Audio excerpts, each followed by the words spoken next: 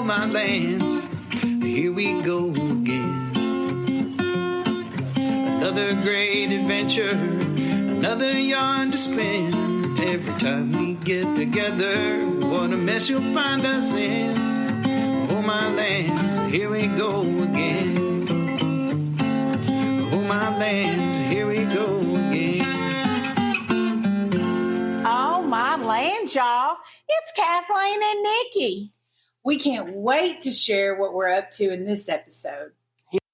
Well, y'all, like the last episode, we are recording some of this live, and we are also, well, I guess it's all recorded live, but some of this is current day, and some of it we're putting in some actual recording from our trip, some conversations that happened on our trip and events. Yes, so we're coming either from Nikki's kitchen or the Ford pulling a lemon drop. Right. So right now we're in my kitchen, and we've been kind of reliving some of the memories and listening to what we recorded. And y'all, we just came across a section that to us was hilarious, and we thought you might enjoy it too. And it led us down memory lane. And as you will learn, as you keep listening to us and getting to know us better, my memory tends to be, I don't know if better is the right word, but I just remember things. And Kathleen doesn't remember them until I start telling her. Well, yes. And but I remember some things you don't. Like Right. I'm the big history nerd, and I can just rattle off history facts and really stories. I love stories of history. Yeah, and I don't retain that kind of stuff. Right. But right. things that we actually did and things that were said, sometimes because I wrote them in my travel journal, or I wrote them in a journal, or because these sayings just become part of our life. Yes. And I'm trying not to dwell on that too much. And why in the world am I not remembering as good as Nikki? Well, oh yeah. And it's probably just because I don't have as much stuff in my head as you have, because you study more than I do. Are you saying my brain is cluttered? No, that's not what I was trying to say, but you said it, so we'll move on. So I came to this, when you hear what we got to talking about in the road, when we were on the road, you'll understand why this memory came to me as clear as day. But we were in Massachusetts. This memory goes back to Massachusetts again. And it was Kathleen and myself and our moms. And when we went on that trip, this was the first time that as adults we had taken a trip together.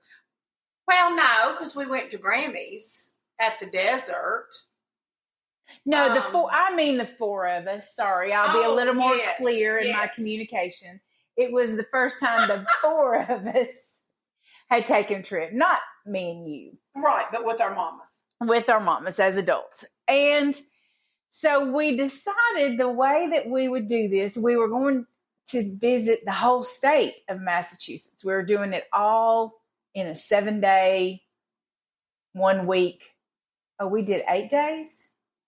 And I know it was 8 because there were 4 of us, and we each got 2 activities apiece. Oh, okay. And we were like weekend to weekend.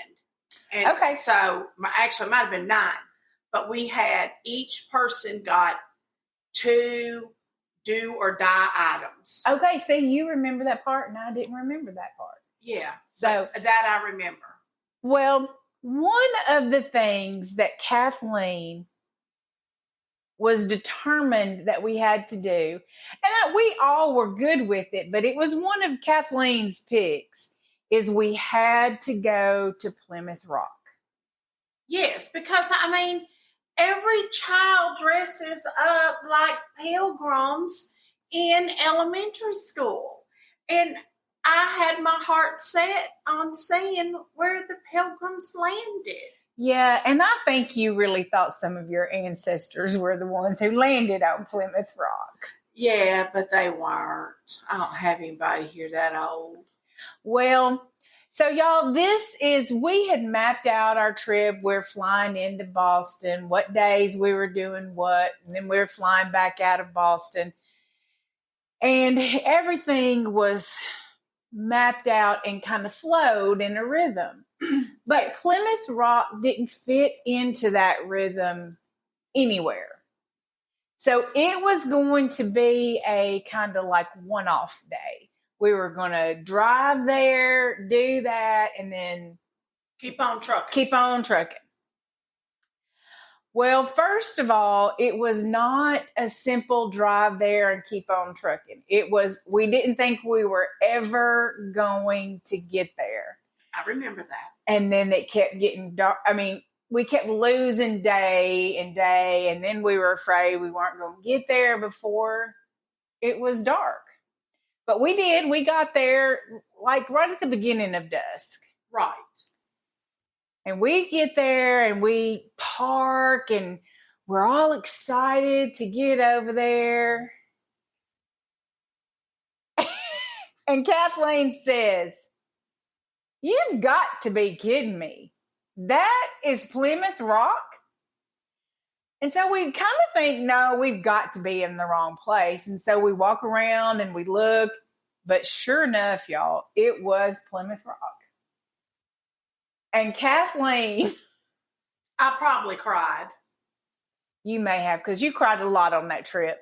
But I don't particularly remember you crying. I can just see the look. You're almost got that look on your face right now. I was so disappointed. Yes, disappointed. And it stuck with her so badly, y'all. The disappointment is oozing out of her eyeballs right now. But as Kathleen usually does, she comes up with a snippy statement. "Oh, my lands, Plymouth Rock my foot. That should be called Plymouth Pebble." Yeah, I was really let down. But I mean, I guess in the day, it had been huge. But before it got protected, people had been getting themselves little pieces of souvenir. Well, where we'd gone from a rock to a pebble. But also the water splashing up on it does what water does to rocks. It kind of wears it off some. Yeah. Yes, but remember we had seen that great big rock in Morrow, California, and it's humongous. I was expecting that. Yeah. I mean, and then this rock could have been sitting as a decorative rock in my front yard. It was that small. It could have been in your house, actually. I mean, it was small. Yeah, it was so disappointing. Well, then we had spent all that time driving out there, and we're all trying to make her. I mean, okay, let me be honest. The three of us, myself and our moms, we had gotten really tickled about it, actually. And we all were feeling a little disappointed, but it wasn't our main thing. And then Kathleen is so disappointed and we're tickled. And then she comes off with the Plymouth Pebble.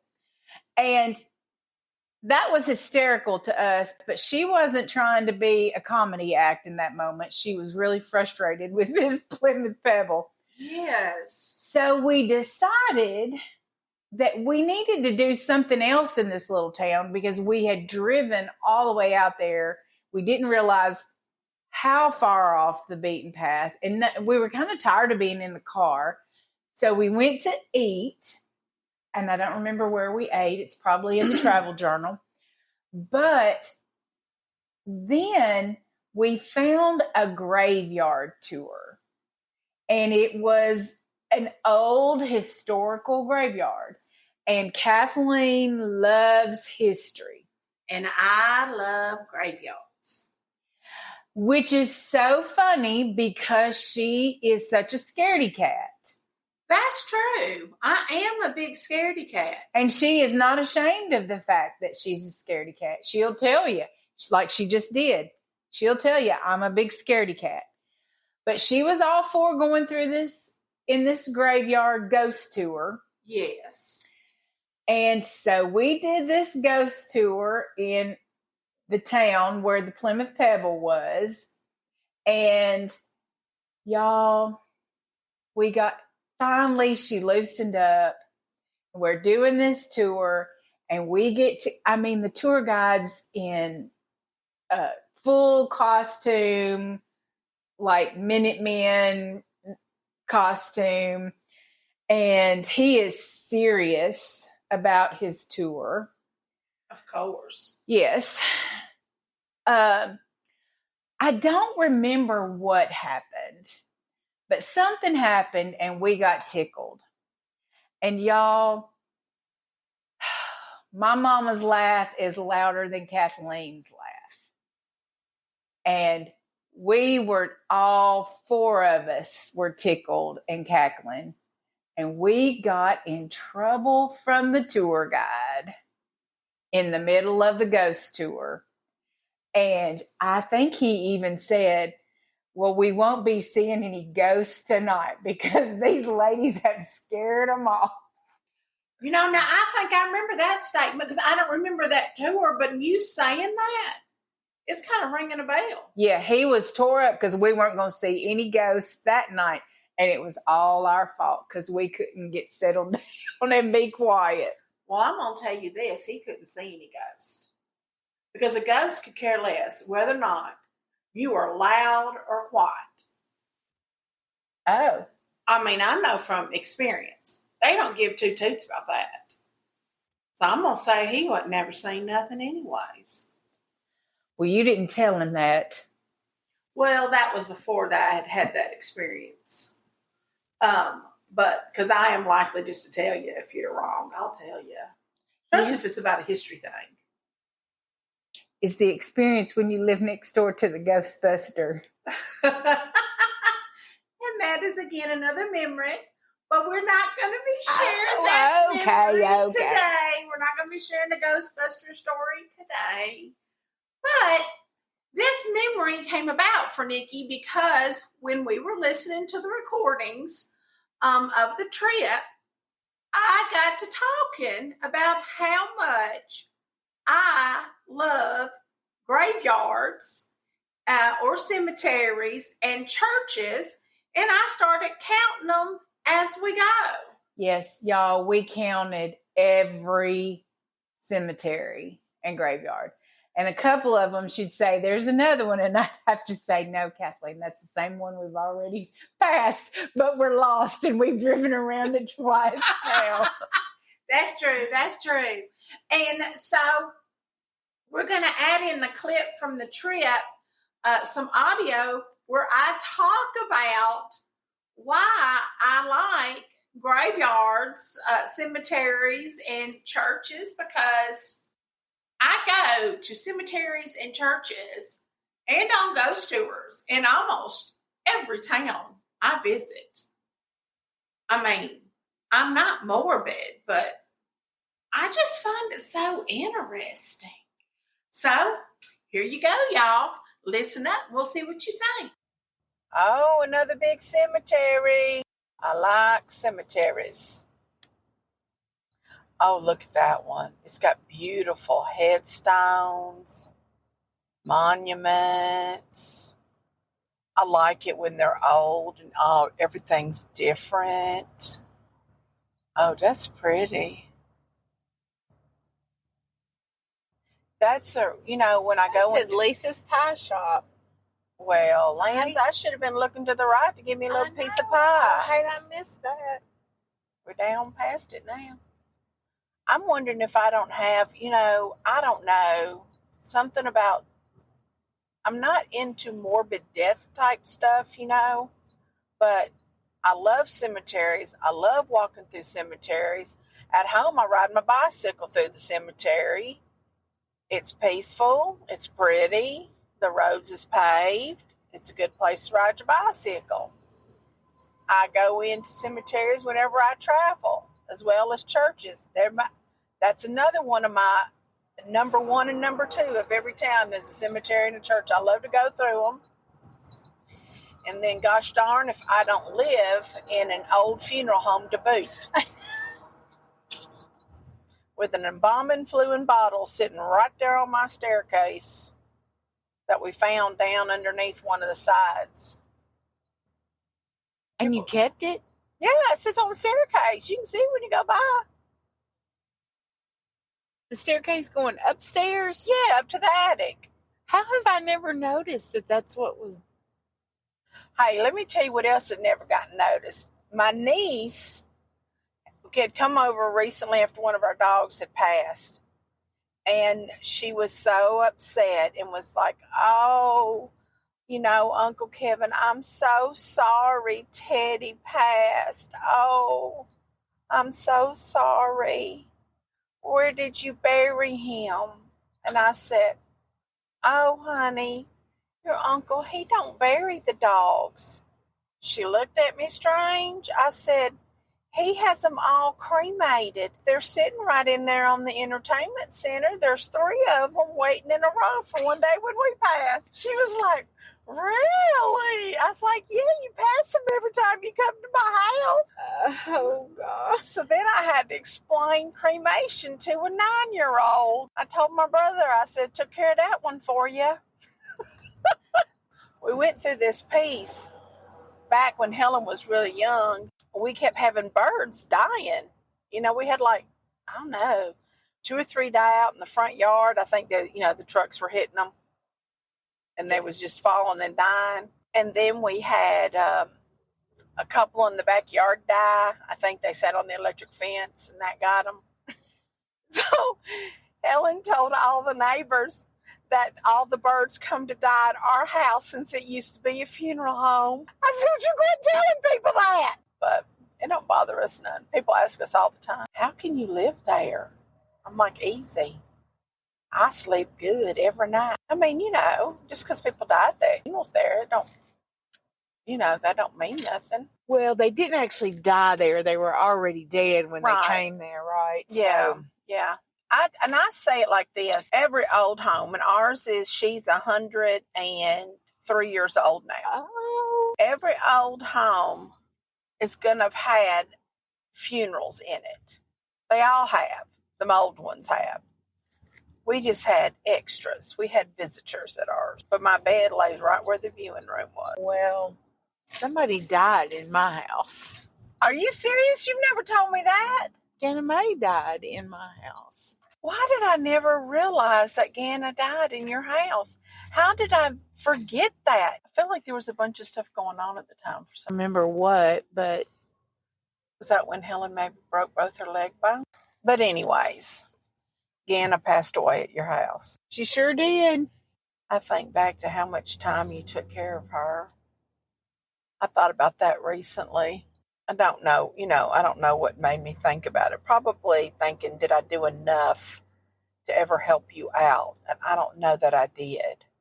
I think sometimes through life's experiences, you learn like what you should have done, and then you try to change it. Like after Kevin had so many issues, medical issues, they're kind of like dang popcorn. It was like happening boom, boom, boom, boom. And I realized how much care he had to have to get him through those bad times. That's when I started doing better, trying to help take care of people, when they're going through stuff. I just cooked a meal for somebody else a couple of weeks back. You've always been good at that, though. Yeah, I like to cook. And then if you're going through something, I can make you a meal now. This time, though, I did something different. I don't know what they were expecting. But I brought in, because, I have so many eggs from the chicken. I was like, I got to use these eggs up. So I made a sausage quiche with hash brown casserole for the dinner. I thought, heck, I like to eat breakfast for dinner sometimes. Maybe they will, too. Yeah, I do, too. They're good country folk. Oh, we're coming up on Kokomo. 15 miles till we get to Kokomo. I got that name. What is Kokomo? Is that Native American? I don't know. I know this. It's a place in a Beach Boys song. Oh, that's right. I know this. For the first time, I think I'm going straight up the speed limit through this 1-lane traffic zone. This is about my speed right here. You'll make me spit my water.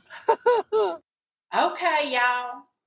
After listening to that, you might be saying it too. Is she morbid? No, I'm not. Lance, I'm one of the happiest people you'll ever meet.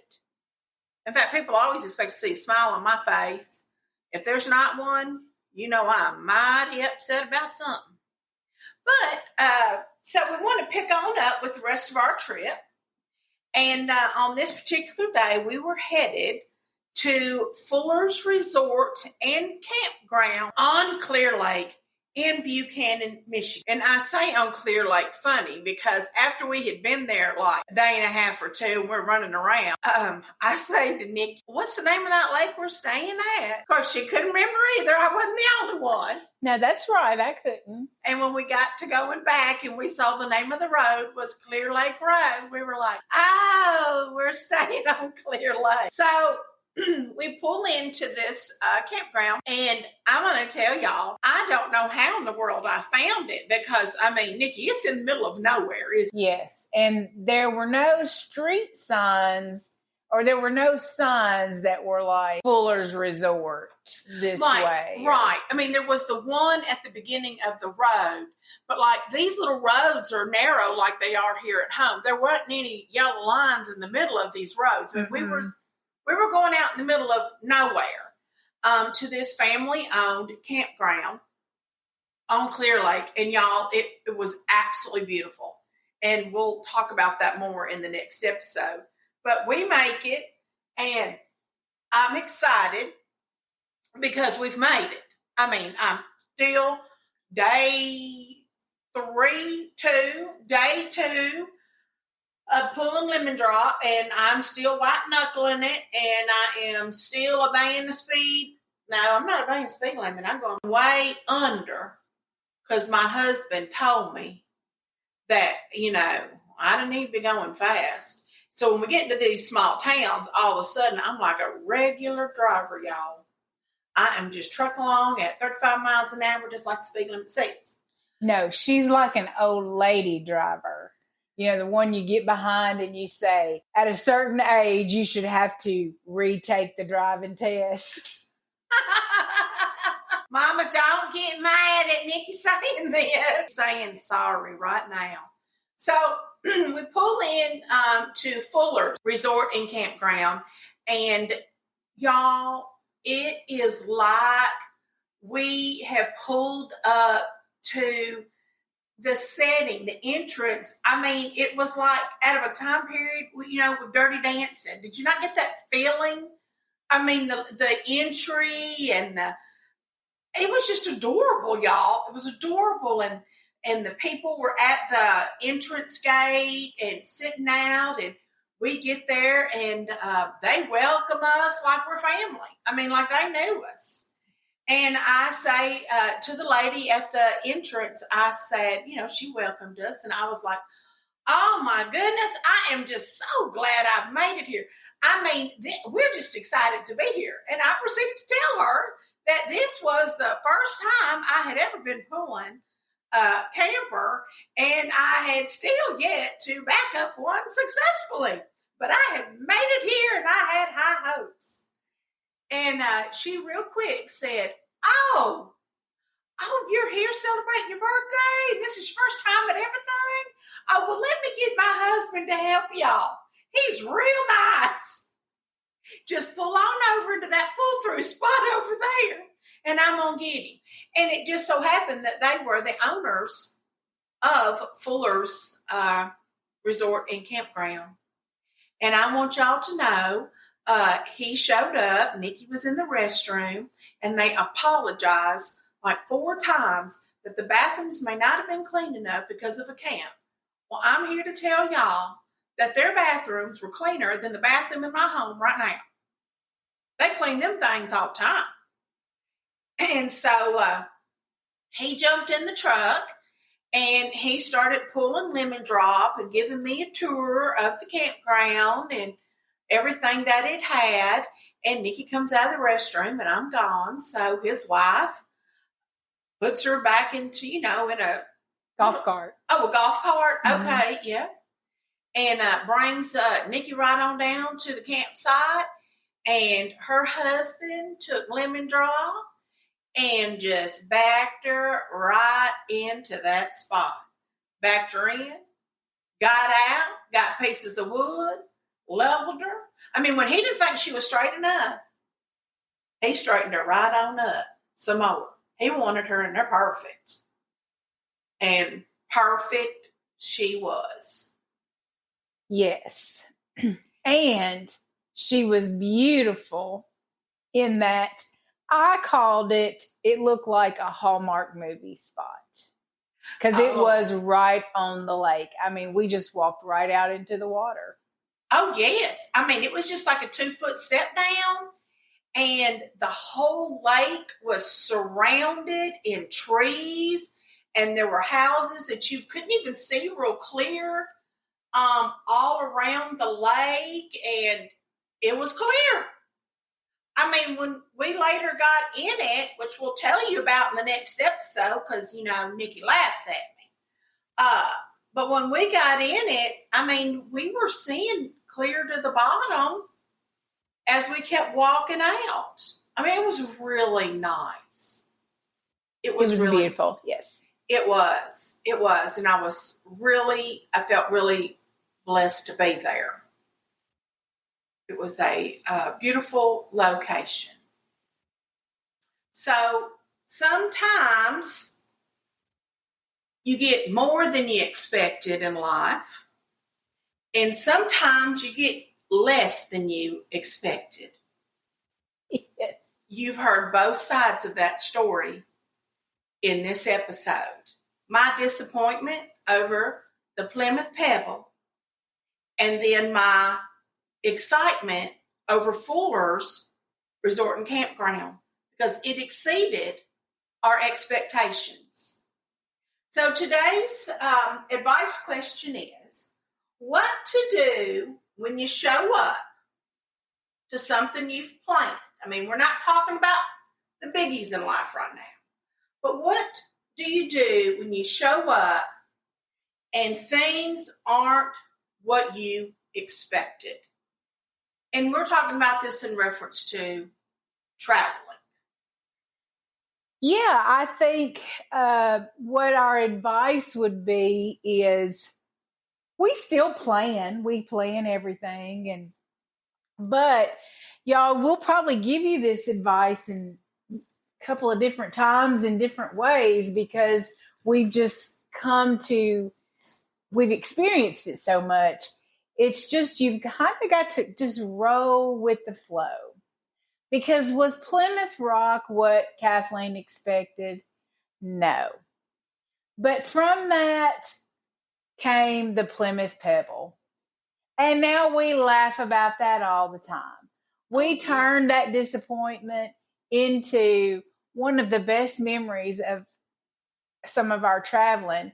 And the four of us talk about the Plymouth Pebble and cackle until tears are running down our face all the time. Well, y'all, we hope you can use that piece of advice or tweak it to fit your life and or your friendships. If you have a question that you would like us to answer or a piece of advice that you would like us to share, email us at ohmylands@gmail.com. Oh My Lands, Here We Go is produced by Nick Lean Productions. Our song, OML Here We Go Again, was written and performed by Joey Boone. Copyright 2022, Joey Boone, eDaddy Music, ASCAP. You can follow Joey on Facebook and Instagram at Joey Boone Music. You can also reach him at joeyboonemusic.com. If you enjoyed the Oh My Lands, Here We Go podcast, please subscribe and review us. This helps us to keep sharing our adventures. You can find us at Facebook, Instagram, TikTok, and YouTube at Oh My Lands, Here We Go. Seriously, y'all, thanks for joining us on this adventure and laughing with us as we go. Hope to see you next time.